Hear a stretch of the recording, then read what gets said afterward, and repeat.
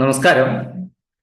Departmental പരീക്ഷയ്ക്ക് തയ്യാറെടുക്കുന്നവർക്ക് വേണ്ടി KTC Kerala account code, അതായത് ഡിപ്പാർട്ട്മെന്റൽ പരീക്ഷയുടെ ഒരു പേപ്പറാണ് Kerala treasury code volume 1 and 2 and Kerala account code volume 2. ഈ പേപ്പറുകളുടെ ക്ലാസ്സുകളാണ് ഈ വീഡിയോയിലൂടെ ഇടുന്നത്. ഇന്ന് KTCയുടെ എപ്പിസോഡ് 1 ആരംഭിക്കുകയാണ്.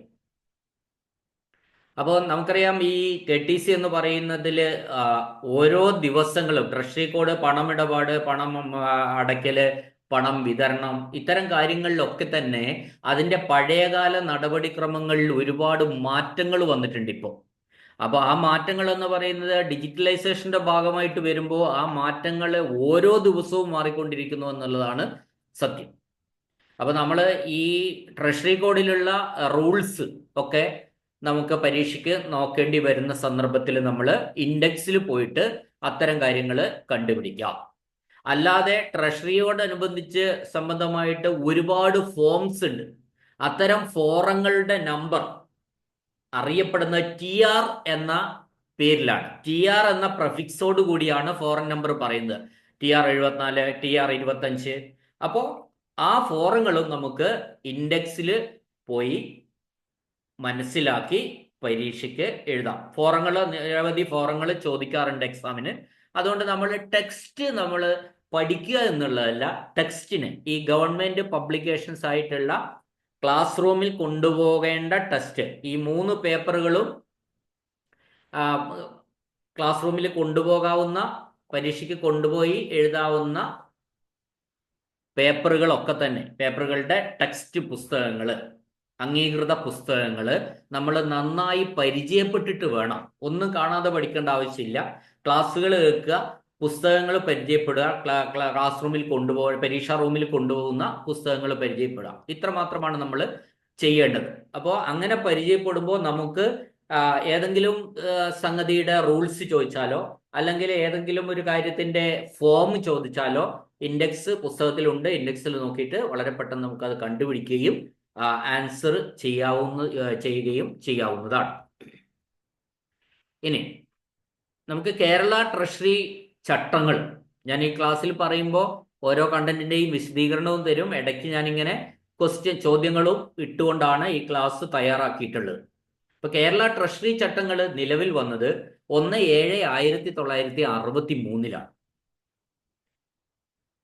അപ്പൊ നമ്മുടെ സംസ്ഥാനത്ത് ഉള്ള ഇത്തരം കാര്യങ്ങൾ, ട്രഷറിയായി ബന്ധപ്പെട്ട ഏറ്റവും ഒരു ഉയർന്ന ഉദ്യോഗസ്ഥൻ എന്ന് പറയുന്നത് അക്കൗണ്ടന്റ് ജനറൽ ആണ്.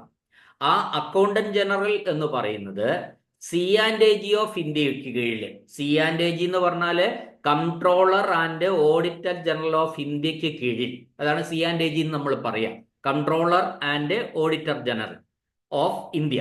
ആ ഇന്ത്യക്ക് കീഴിൽ C&AGക്ക് വേണ്ടി സ്റ്റേറ്റിന്റെ അക്കൗണ്ട് സൂക്ഷിക്കുക, ഓഡിറ്റ് ചെയ്യുക എന്നിവ കാര്യങ്ങൾ ചെയ്യുന്നതിനുള്ള തലവനാണ് അക്കൗണ്ടന്റ് ജനറൽ. അപ്പൊ controller and auditor general of ഇന്ത്യക്ക് വേണ്ടി സ്റ്റേറ്റിന്റെ അക്കൗണ്ട് സൂക്ഷിക്കലും സ്റ്റേറ്റിന്റെ ആ അക്കൗണ്ടിന്റെ ഓഡിറ്റിങ് നടത്തുകയും ചെയ്യുന്ന തലവനാണ് ശരിക്കും നമ്മൾ അക്കൗണ്ടന്റ് ജനറൽ, അഥവാ ചുരുക്കത്തിൽ നമ്മൾ AG എന്ന് പറയുന്നു. ഇനി നമ്മൾ ഗവൺമെന്റ് അക്കൗണ്ട് എന്ന് പറഞ്ഞ നമ്മൾ പല ക്ലാസ്സുകളിലും പറഞ്ഞിട്ടുള്ളതാണ്. ഗവൺമെന്റ് അക്കൗണ്ട് എന്ന് പറയുന്നത് കൺസോളിഡേറ്റഡ് ഫണ്ടും കണ്ടിജൻസി ഫണ്ടും പബ്ലിക് അക്കൗണ്ടിന്റെയും ആകെ തുകയാണ്. 3 ഫണ്ടുകളാണ്, അതിന്റെ ആകെ തുകയാണ് ഗവൺമെന്റ് അക്കൗണ്ട് എന്ന് പറയുന്നത്. Consolidated fund, contingency fund, public account. ഇനി ഗവൺമെന്റ് അക്കൗണ്ടിലുള്ള പണം ട്രഷറിയിലോ ബാങ്കിലോ ആണ് സൂക്ഷിക്കുന്നത്. രണ്ടിടത്തും ആവാം. അപ്പൊ ബാങ്ക് ആവുമ്പോൾ അത് ഒരു 100% സ്റ്റേറ്റ് ബാങ്ക് ഓഫ് ഇന്ത്യയിലായിരിക്കും അത് വരിക. SBI ആണ് പ്രിഫർ ചെയ്യാറ് ബാങ്കിൽ സൂക്ഷിക്കുന്ന കാര്യത്തിൽ. KTCയിൽ ട്രഷറി കോഡിൽ ആകെ 8 പാർട്ടുകളാണ് ഉള്ളത്. 8 പാർട്ടുകളാണ് ഉള്ളത്. കോൺസ്റ്റിറ്റ്യൂഷനിലെ 283 ആർട്ടിക്കിൾ പ്രകാരമാണ് ട്രഷറി റൂൾസ് നിലവിൽ വന്നത്. ശ്രദ്ധിക്കേണ്ട ഒരു പോയിന്റാണ്. കോൺസ്റ്റിറ്റ്യൂഷനിലെ 283 ആർട്ടിക്കിൾ പ്രകാരമാണ് ട്രഷറി റൂൾസ് നിലവിൽ വന്നത്. എല്ലാ ജില്ലയിലും ഡിസ്ട്രിക്ട് ട്രഷറികൾ ഉണ്ട്. ഓരോ ട്രഷറിയിലും ആ ജില്ലാ ട്രഷറികൾ എല്ലാ ജില്ലയിലും ഉണ്ടെന്ന് മാത്രമല്ല, ആ ജില്ലാ ട്രഷറികളിൽ ഓരോന്നിലും അക്കൗണ്ട് ഡിപ്പാർട്ട്മെന്റും ക്യാഷ് ഡിപ്പാർട്ട്മെന്റും ഉണ്ട്. ആ അക്കൗണ്ട് ഡിപ്പാർട്ട്മെന്റിനും ക്യാഷ് ഡിപ്പാർട്ട്മെന്റിനും വെവ്വേറെ തലവന്മാരും ഹെഡുമാരും ഉണ്ടായിരിക്കും. ഓരോ ഡിസ്ട്രിക്ട് ട്രഷറിയിലും ട്രഷറി ഓഫീസർ, അദ്ദേഹം ഈ ട്രഷറി ഓഫീസർ എന്ന് പറയുന്ന അദ്ദേഹം നമ്മുടെ ഡയറക്ടർ ഓഫ് ട്രഷറീസിന്റെ അഡ്മിനിസ്ട്രേറ്റീവ് കൺട്രോളിലാണ് ഉണ്ടായിരിക്കുക. ഓരോ ട്രഷറിയിലും ട്രഷറി ഓഫീസർമാരുണ്ടാവും. ആ ട്രഷറി ഓഫീസർമാര് ഡയറക്ടർ ഓഫ് ട്രഷറി, സ്റ്റേറ്റില് ട്രഷറികളുടെ ഒക്കെ ഒരു ഡയറക്ടർ ഉണ്ടാവും. ആ ഡയറക്ടറുടെ അഡ്മിനിസ്ട്രേറ്റീവ് കൺട്രോളിലായിരിക്കും ഉണ്ടായിരിക്കുക. ഇനി government, accountant general, reserve bank of India എന്നിവർ ആവശ്യപ്പെടുന്ന എല്ലാ റിട്ടേണുകളും കൃത്യസമയത്ത് ഹാജരാക്കേണ്ടത് ട്രഷറി ഓഫീസറാണ്. അപ്പൊ ട്രഷറി ഓഫീസറുടെ പ്രധാനമായിട്ടുള്ള ഒരു ഡ്യൂട്ടിയാണ് ഞാൻ പറഞ്ഞത്. Government, accountant general, reserve bank of India എന്നിവർ ആവശ്യപ്പെടുന്ന എല്ലാ റിട്ടേണുകളും കൃത്യസമയത്ത് ഹാജരാക്കേണ്ട ഉത്തരവാദിത്വം ട്രഷറി ഓഫീസർക്ക് ആണ്. ഇനി ജില്ലാ ട്രഷറികൾക്ക് കീഴില് സബ് ട്രഷറികൾ പ്രവർത്തിച്ചു വരുന്നുണ്ട്. അത് മിക്കവാറും താലൂക്ക് അടിസ്ഥാനത്തിൽ ഒരു താലൂക്കില് ആസ്ഥാനത്ത് ഒരെണ്ണമെങ്കിലും വെച്ചിട്ടാണ് ഉണ്ടായിരിക്കുക. എന്നാൽ താലൂക്ക് ആസ്ഥാനത്ത് അല്ലാതെയും സബ് ട്രഷറികൾ പ്രവർത്തിക്കുന്നുണ്ട്. ആ ഓരോ സബ് ട്രഷറികൾക്കും സബ് ട്രഷറി ഓഫീസർമാര് ഉണ്ടായിരിക്കും. STO എന്ന് നമുക്ക് പറയാം. STO, സബ് ട്രഷറി ഓഫീസർമാര് ഉണ്ടായിരിക്കും. ഇത് സൗകര്യത്തിന് വേണ്ടിയാണ്, പൊതുജനങ്ങളുടെ സൗകര്യത്തിന് വേണ്ടിയാണ്, ഇടപാട് നടത്തുന്നവരുടെ സൗകര്യത്തിന് വേണ്ടിയിട്ടാണ് ഇത്തരത്തില് താലൂക്ക് അടിസ്ഥാനത്തിലും മറ്റും പ്രധാനപ്പെട്ട സ്റ്റേഷനുകളൊക്കെ തന്നെ സബ് ട്രഷറി ഓഫീസുകൾ സ്ഥാപിച്ചിട്ടുള്ളത്. ഇങ്ങനെയൊക്കെയാണെങ്കിലും എല്ലാ ട്രാൻസാക്ഷൻസും പേയ്മെന്റും റെസിപ്റ്റും ഒക്കെ നടത്തുന്നത് അതാത് ജില്ലാ ട്രഷറിയുടെ ലേബലിലാണ്. അതുകൊണ്ട് തന്നെ ഓരോ ദിവസത്തെയും വരവും ചെലവും, റെസിപ്റ്റും പേയ്മെന്റും, വരവും ചെലവും എന്ന് പറയുന്ന ചെലവിന് നമ്മൾ പേയ്മെന്റ് എന്ന് പറയും, പണം അങ്ങോട്ട് കൊടുക്കാണ്. റെസിപ്റ്റ് പണം വാങ്ങലാണ്. അപ്പൊ റെസിപ്റ്റും പേയ്മെന്റും അന്ന് വൈകുന്നേരം ഡിസ്ട്രിക്ട് ട്രഷറിക്ക്, ജില്ലാ ട്രഷറിക്ക് കൈമാറും. അവിടെ വെച്ചിട്ട് ആകെ കണക്ക് ടെസ്റ്റ് ചെയ്യും. ഈ എല്ലാ സബ് ട്രഷറികളിലും നടക്കുന്ന ഇടപാടുകളുടെ ആ വരവും ചെലവും, റെസിപ്റ്റ് ആൻഡ് പേയ്മെന്റ്സ് ഓരോ ദിവസവും വൈകുന്നേരവും ജില്ലാ ട്രഷറിക്ക് കൈമാറും. ആ ജില്ലാ ട്രഷറിയിൽ എത്തുന്ന ഇത്തരം കണക്കുകൾ എല്ലാം കൂടി അവിടെ വെച്ചിട്ട് കൺസോൾഡേറ്റ് ചെയ്യും, അല്ലെങ്കിൽ സെറ്റിൽ ചെയ്യും. പറയുന്നത് ക്ലിയർ ആവുന്നുണ്ടാവും എന്ന് വിചാരിക്കുന്നു. അടുത്ത പോയിന്റ്, സർക്കാരിലേക്ക് ലഭിക്കുന്ന എല്ലാ പണവും സൂക്ഷിക്കുന്നത് പബ്ലിക് അക്കൗണ്ടിലാണ്. ഞാൻ നേരത്തെ പറഞ്ഞു, ഗവൺമെന്റ് അക്കൗണ്ട് എന്ന് പറയുന്ന 3 ഘടകങ്ങൾ കൂടിച്ചേർന്നതാണ്. ആ 3 ഘടകങ്ങളിൽ ഒന്നാണ് പബ്ലിക് അക്കൗണ്ട്. ആ പബ്ലിക് അക്കൗണ്ടിലാണ് സർക്കാരിലേക്ക് ലഭിക്കുന്ന എല്ലാ പണവും സൂക്ഷിക്കേണ്ടത്. ഇപ്പൊ ഒരു ഉദാഹരണം, നികുതി പണം, ഭൂനികുതി അടച്ചു ഒരാൾ, ആ നികുതി പണം നമ്മൾ സൂക്ഷിക്കുന്നത് പബ്ലിക് അക്കൗണ്ടിലാണ്. ഗവൺമെന്റിന് വേണ്ടി ഒരു ജീവനക്കാരൻ സ്വീകരിക്കുന്ന പണം കാലതാമസം വരുത്താതെ ട്രഷറിയിലോ ബാങ്കിലോ നിർബന്ധമായിട്ടും അടയ്ക്കേണ്ടതാണ്. ഇപ്പൊ ട്രഷറിയിലോ ബാങ്കിലോ ഗവൺമെന്റ് അക്കൗണ്ടിൽ തന്നെ എത്രയും പെട്ടെന്ന് ആ ജീവനക്കാരൻ പണം അടയ്ക്കേണ്ടതാണ്. ഗവൺമെന്റിന് വേണ്ടിയാണ് സ്വീകരിച്ച പണം. ആ ഗവൺമെന്റ് വേണ്ടി സ്വീകരിച്ച പണം, അത് നികുതി അടിസ്ഥാനത്തിലോ മറ്റെന്തെങ്കിലും കാര്യങ്ങൾക്കോ ആയിട്ട് സ്വീകരിച്ച പണം എത്രയും പെട്ടെന്ന് ഈ ജീവനക്കാരൻ ബാങ്കിലോ ട്രഷറിയിലോ അടയ്ക്കേണ്ടതാണ്. ഇത് ഇത്തരത്തിലല്ലാതെ ഗവൺമെന്റിന് പുറത്ത് ഇത്തരത്തിലൊരു സൂക്ഷിക്കല് നടത്താൻ പാടുള്ളതല്ല. അതായത് ഗവൺമെന്റ് അക്കൗണ്ടിന് പുറത്തെന്ന് പറഞ്ഞാൽ അർത്ഥം ഒരു നമ്മുടെ സ്വന്തം ജീവനക്കാരന്റെ സ്വന്തം SBയിൽ തൽക്കാലം സൂക്ഷിച്ചിട്ട് പിന്നെ കൊണ്ടടയ്ക്കാം, അങ്ങനെയുള്ള രീതി പാടില്ല എന്നതാണ് പറഞ്ഞത്.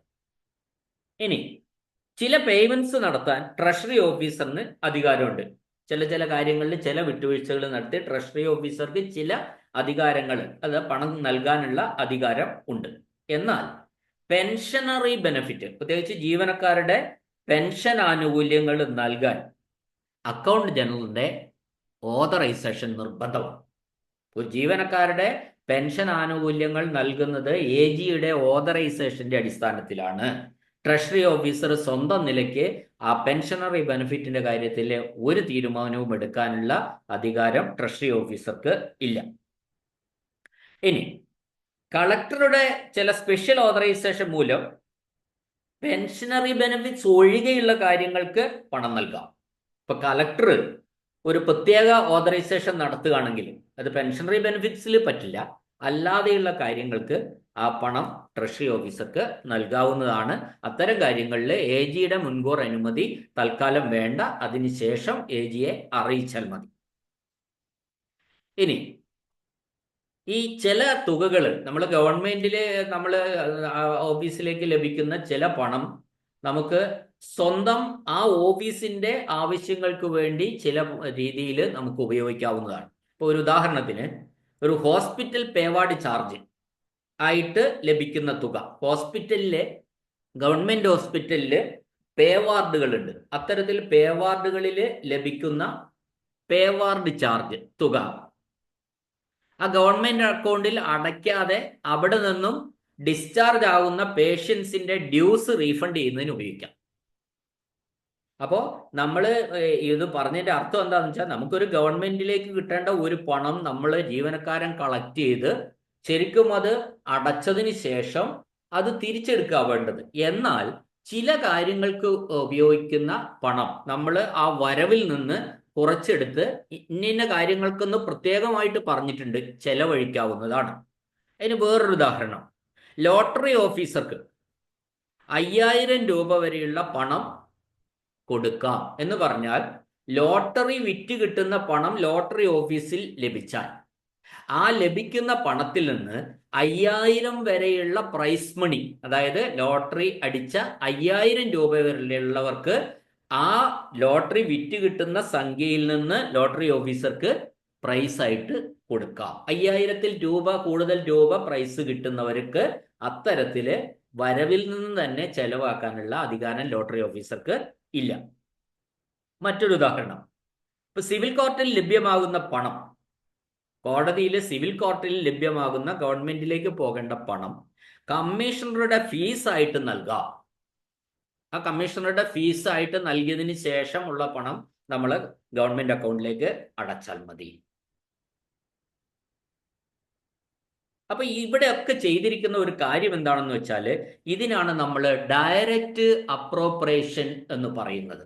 ഡയറക്റ്റ് അപ്രോപ്രിയേഷൻ എന്ന് പറഞ്ഞാൽ utilisation of fund received from public for departmental payments.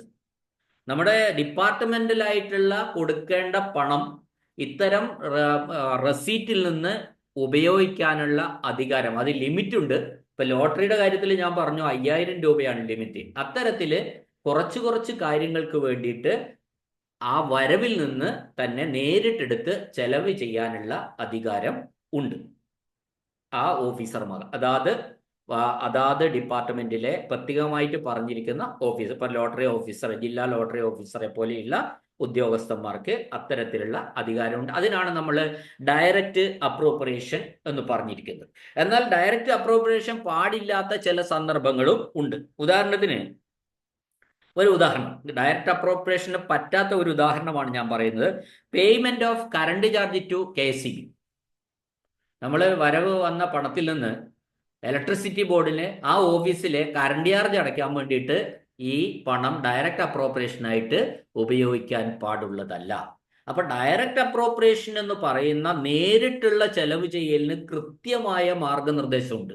ആ മാർഗനിർദ്ദേശത്തിന്റെ അടിസ്ഥാനത്തിൽ മാത്രമേ അത് ആ ഫണ്ട് ഉപയോഗിക്കാവുള്ളൂ. ഇനി മറ്റൊരു കാര്യം, ഏതെങ്കിലും കേസിന്റെയോ വ്യക്തികളുടെയോ ക്രെഡിറ്റില് കോടതിയിൽ ലഭിച്ചിട്ടുള്ളതും, ഇപ്പൊ ഒരു കോടതിയിൽ കേസുമായി ബന്ധപ്പെട്ട് ലഭിച്ചിട്ടുള്ള ഡിപ്പോസിറ്റ് ചെയ്തിട്ടുള്ള എല്ലാ പണവും പബ്ലിക് അക്കൗണ്ടിൽ അടയ്ക്കേണ്ടതാണ്. അത്തരം കാര്യങ്ങളിൽ പബ്ലിക് അക്കൗണ്ടിൽ അടയ്ക്കേണ്ടതാണ്. ഇനി ബാങ്കില് നിക്ഷേപിച്ചിട്ടുള്ള ഗവൺമെന്റ് പണം, ആ ഗവൺമെന്റ് പണത്തിന്റെ ഉത്തരവാദിത്വം ബാങ്കിനാണ്. ബാങ്കിൽ നിക്ഷേപിച്ചിട്ടുള്ള ഗവൺമെന്റ് പണത്തിന്റെ ഉത്തരവാദിത്വം ബാങ്കിനാണ്. ഇനി ട്രഷറി ഓഫീസർ എ ജിയുടെ പെർമിഷൻ ഇല്ലാതെ പേയ്മെന്റ്സ് നടത്താൻ പാടില്ല. ശരിക്കും ട്രഷറി ഓഫീസർ എന്ന് പറയുന്നത് ഒരു ഉദ്യോഗസ്ഥൻ മാത്രമാണ്.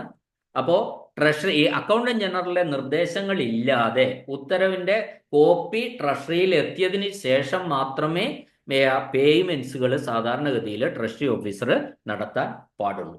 ഇപ്പൊ എ ജിയുടെ ഒരു ഉത്തരവ് ബന്ധപ്പെട്ട കക്ഷിക്ക് പോകുന്നതോടൊപ്പം തന്നെ ആ ഉത്തരവിന്റെ ഒരു കോപ്പി ട്രഷറി ഓഫീസർക്കും എത്തും. ഇനി സർക്കാർ എടുത്തിട്ടുള്ള ലോൺസിന്റെ കാര്യത്തിൽ സർക്കാർ എടുത്തിട്ടുള്ള ചില ലോണുകൾ ഉണ്ടാവും. ആ ലോണുകളുടെ കാര്യത്തിൽ അതിന്റെ പ്രിൻസിപ്പലും ഇൻട്രസ്റ്റും, അതായത് മുതലും പലിശയും അത്യാവശ്യ ഘട്ടങ്ങളിൽ അടയ്ക്കേണ്ടി വന്നാൽ ആയതിന് അക്കൗണ്ടന്റ് ജനറലിന്റെ സാങ്ഷൻ വേണ്ട.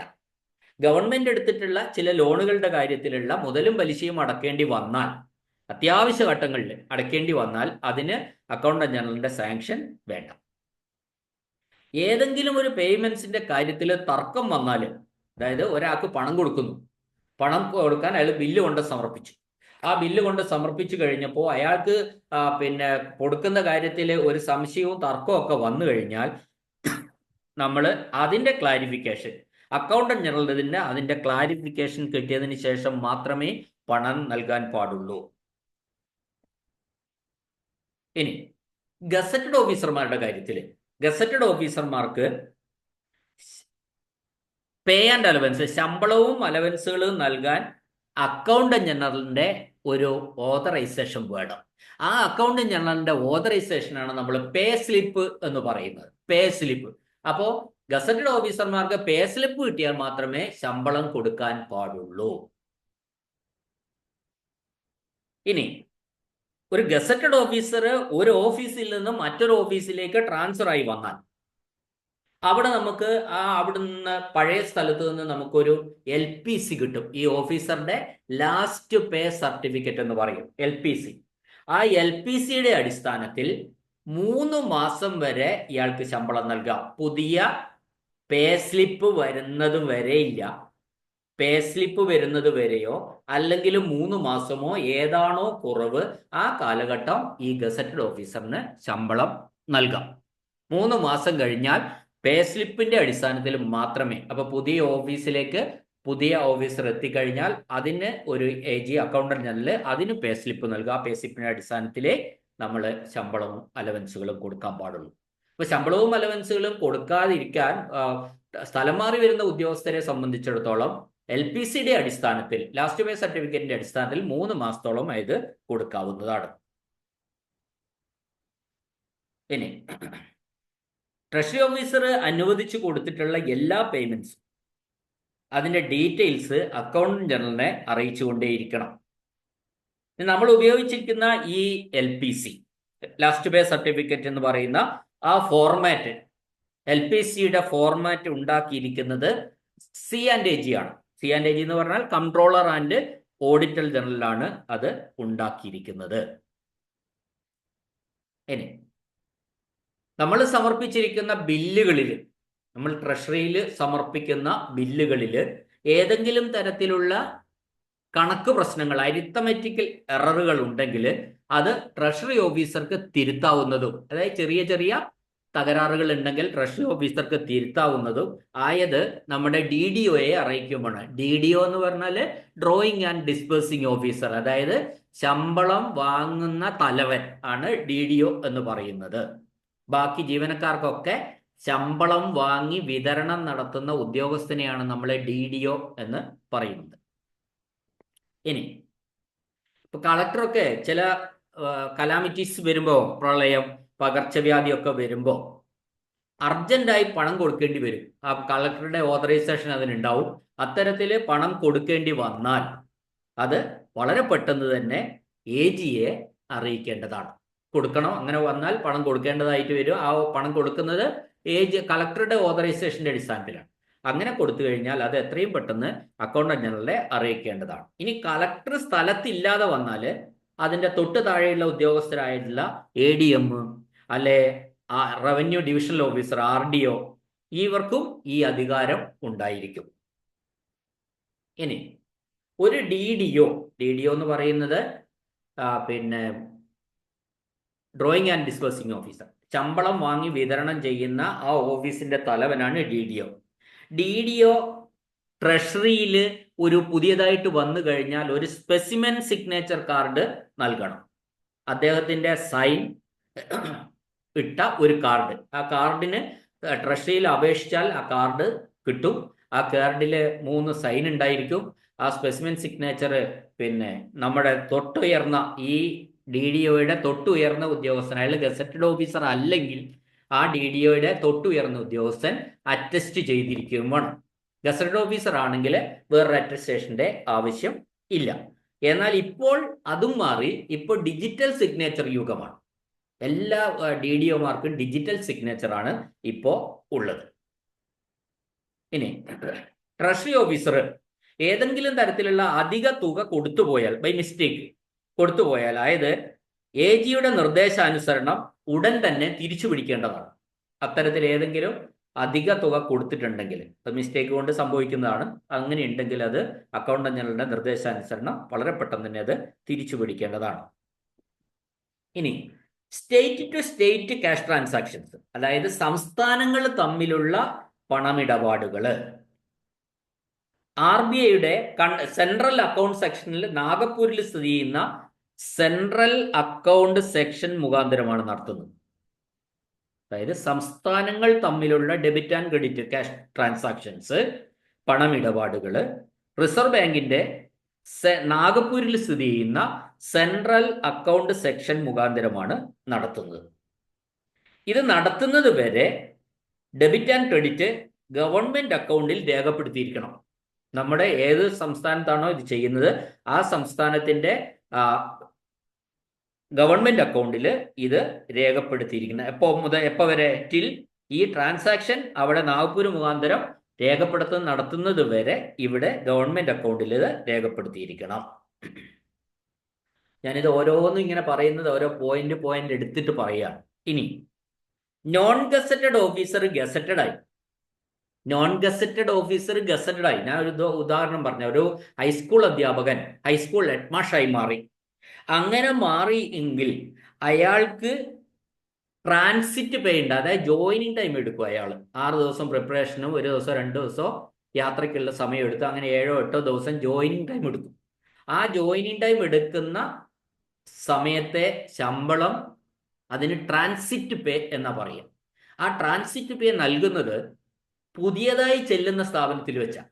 അത്തരത്തില് non gazetted officer gazetted officer ആകുമ്പോൾ അവരുടെ ട്രാൻസിറ്റ് പേ നൽകണമെങ്കിൽ AG ഇന്റിമേഷൻ നിർബന്ധമാണ്. അക്കൗണ്ടന്റ് ജനറലിന്റെ ഇന്റിമേഷൻ ഉണ്ടെങ്കിൽ മാത്രമേ ആ ട്രാൻസിറ്റ് പേ നൽകാൻ പാടുള്ളൂ.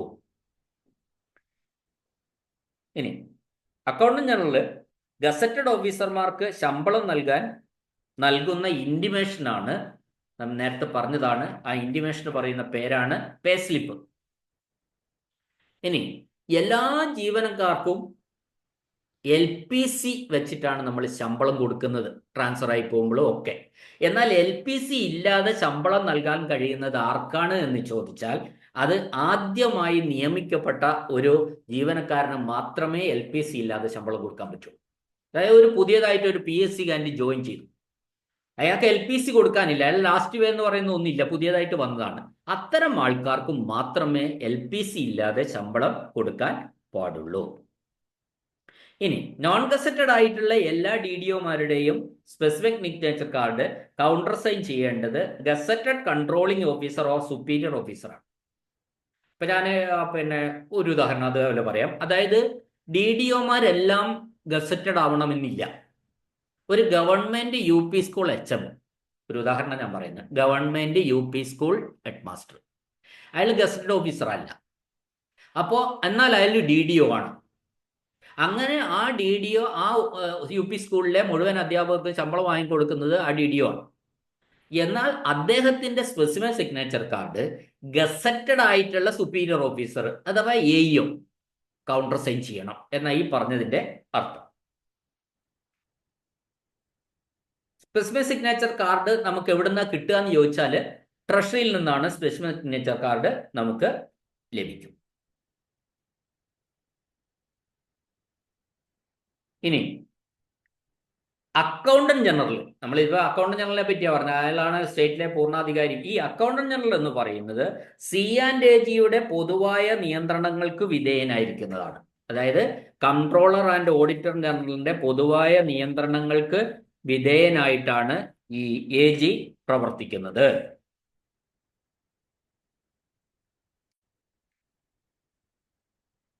ഇനി 2-3 ചോദ്യങ്ങൾ ഞാൻ കൂടെ ചോദ്യ രൂപത്തിൽ തന്നെയാണ് ഞാൻ ഈ പോയിന്റ്സ് ഒക്കെ പറഞ്ഞത്, എന്നാലും 1-2 ചോദ്യങ്ങൾ ഞാൻ കൂട്ടത്തിൽ പറയുകയാണ്. ട്രഷറി ഓഫീസർ ആരുടെ അഡ്മിനിസ്ട്രേറ്റീവ് കൺട്രോളിലാണ്? ഒരു ചോദ്യമാണ്, ഇതുമായി ബന്ധപ്പെട്ട ചോദ്യം. ഉത്തരം എന്താണ്? ഡയറക്ടർ ഓഫ് ട്രഷറീസിന്റെ അഡ്മിനിസ്ട്രേറ്റീവ് കൺട്രോളിലാണ്.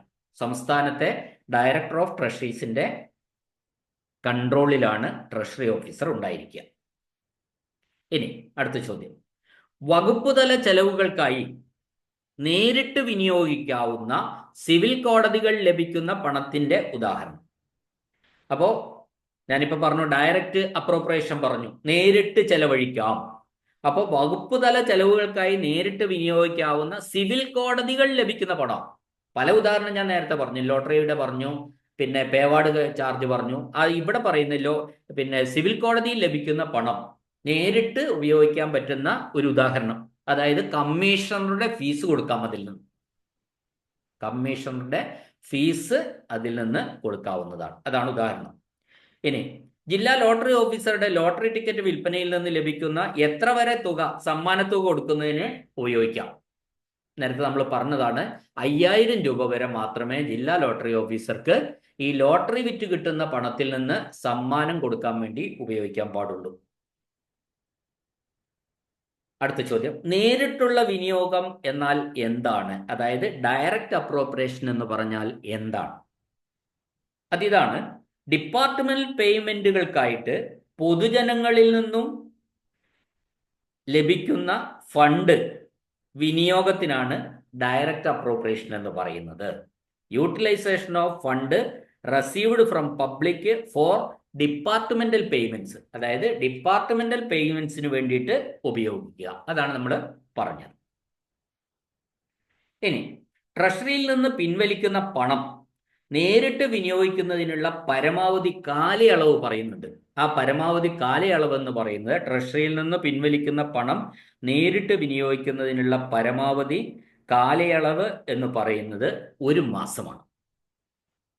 ഇനി അടുത്ത ചോദ്യം, ഏതെങ്കിലും കേസിന്റെയോ വ്യക്തിയുടെയോ ക്രെഡിറ്റിൽ കോടതിയിൽ ലഭിച്ചിട്ടുള്ളതോ ഡിപ്പോസിറ്റ് ചെയ്തിട്ടുള്ളതോ ആയ തുക ഏത് അക്കൗണ്ടിലാണ് അടയ്ക്കേണ്ടത്? ഞാൻ നേരത്തെ പറഞ്ഞു, അത് ഗവൺമെന്റ് അക്കൗണ്ട് എന്ന് പറഞ്ഞ 3 കാര്യങ്ങൾ കൂടി ചേർന്നതാണ് ഗവൺമെന്റ് അക്കൗണ്ട്. ഇവിടെ ചോദ്യം ഇതാണ്, ഏതെങ്കിലും കേസിന്റെയോ വ്യക്തിയുടെയോ ക്രെഡിറ്റിൽ കോടതികളിൽ ലഭിച്ചിട്ടുള്ളതോ ഡിപ്പോസിറ്റ് ചെയ്തിട്ടുള്ളതോ ആയ തുക ഏത് അക്കൗണ്ടിലാണ് അടയ്ക്കേണ്ടതെന്നാണ് ചോദ്യം. നമുക്കറിയാം, ഗവൺമെന്റ് അക്കൗണ്ട് എന്ന് പറഞ്ഞാൽ 3 കാര്യങ്ങൾ കൂടിച്ചേർന്ന കൺസോളിഡേറ്റഡ് ഫണ്ട് ഉണ്ട്, കണ്ടിജൻസി ഫണ്ട് ഉണ്ട്, പബ്ലിക് അക്കൗണ്ട് ഉണ്ട്. അപ്പൊ ഇത്തരത്തിൽ കോടതികളിൽ ലഭിച്ചിട്ടുള്ള തുക പബ്ലിക് അക്കൗണ്ടിലാണ് അടയ്ക്കേണ്ടത്. ക്ലിയർ ആണെന്ന് വിചാരിക്കുന്നു. അടുത്ത ചോദ്യം, സർക്കാർ പണം എവിടെയാണ് സൂക്ഷിക്കുന്നത്? എവിടെയാണ് സൂക്ഷിക്കുന്നത്? ബാങ്കിലും ട്രഷറിയിലുമാണ് എന്നേ നമുക്ക് പറയാൻ പറ്റുള്ളൂ. ബാങ്കിലോ ട്രഷറിയിലോ ആവാം. അപ്പൊ ബാങ്കിലും ട്രഷറിയിലുമാണ് സർക്കാർ പണം സൂക്ഷിക്കുന്നത്. അടുത്ത ചോദ്യം, പൊതുപണം നേരിട്ട് വിനിയോഗിക്കുന്നതിനുള്ള നിയന്ത്രണം റൂൾ ഏതാണ്? അതായത് ഡയറക്റ്റ് അപ്രോപ്രിയേഷൻ എന്ന് പറയുന്ന ചില കാര്യങ്ങൾക്ക് ഉപയോഗിക്കാം, ചില കാര്യങ്ങൾക്കൊന്നും പാടില്ല. അത് നിയന്ത്രണം ഉണ്ട് അതിന്. ആ നിയന്ത്രണം എന്ന് പറയുന്ന റെസ്ട്രിക്ഷന്റെ റൂൾ ഏതാണ്? ആ റൂൾ 6 KTC വോളിയം 1 ആണ്. Volume 1 KTC Kerala treasury code volume 1 rule number 6 ആണ്. ഇനി ഡയറക്റ്റ് അപ്രോപ്രിയേഷൻ നടത്താൻ പാടില്ലാത്തതിന് ഒരു ഉദാഹരണം, KCBയിൽ കറണ്ട് ചാർജ് അടയ്ക്കും. നമ്മുടെ ഓഫീസിലെ, ഈ ഓഫീസ് സ്ഥിതി ചെയ്യുന്ന ഓഫീസിലെ കറണ്ട് ചാർജ് KCBയിൽ അടയ്ക്കണമെങ്കിൽ അത് ഡയറക്റ്റ് അപ്രോപ്രിയേഷൻ പാടില്ല. അതായത് വന്ന വരുമാനത്തിൽ നിന്ന് എടുത്ത് നേരിട്ട് കറണ്ട് ചാർജ് നേരിട്ട് അടയ്ക്കാൻ പാടില്ല എന്ന് അർത്ഥം. അത് ആണ് ഒരു ഡയറക്റ്റ് അപ്രോപ്രിയേഷൻ നടത്താൻ പാടില്ലാത്തതിൻ്റെ ഒരു ഉദാഹരണമായിട്ട് ഞാനിവിടെ പറയുന്നു. ഓക്കെ, ആദ്യത്തെ ക്ലാസ് ഇവിടെ നിർത്താം. ട്രഷറി കോഡ് വളരെ സിമ്പിളാക്കി ഞാനും നന്നായി പ്രിപ്പയർ ചെയ്തെടുക്കാമെന്ന് വിചാരിക്കുന്നു. അപ്പോൾ നിങ്ങളുടെ ഒരു പ്രോത്സാഹനം വേണം. തീർച്ചയായിട്ടും ഈ ചാനൽ ഇതെല്ലാം ഡിപ്പാർട്ട്മെൻറ്റൽ ടെസ്റ്റിന് വേണ്ടിയിട്ടുള്ള ക്ലാസ്സുകളാണ്. ഈ ചാനൽ ആരെങ്കിലും സബ്സ്ക്രൈബ് ചെയ്തിട്ടില്ലെങ്കിൽ ഒന്ന് സബ്സ്ക്രൈബ് ചെയ്ത് പ്രോത്സാഹിപ്പിക്കണം എന്നൊരു അഭ്യർത്ഥനയോടെ ഈ ക്ലാസ് കേട്ട എല്ലാവർക്കും നന്ദി, നമസ്കാരം.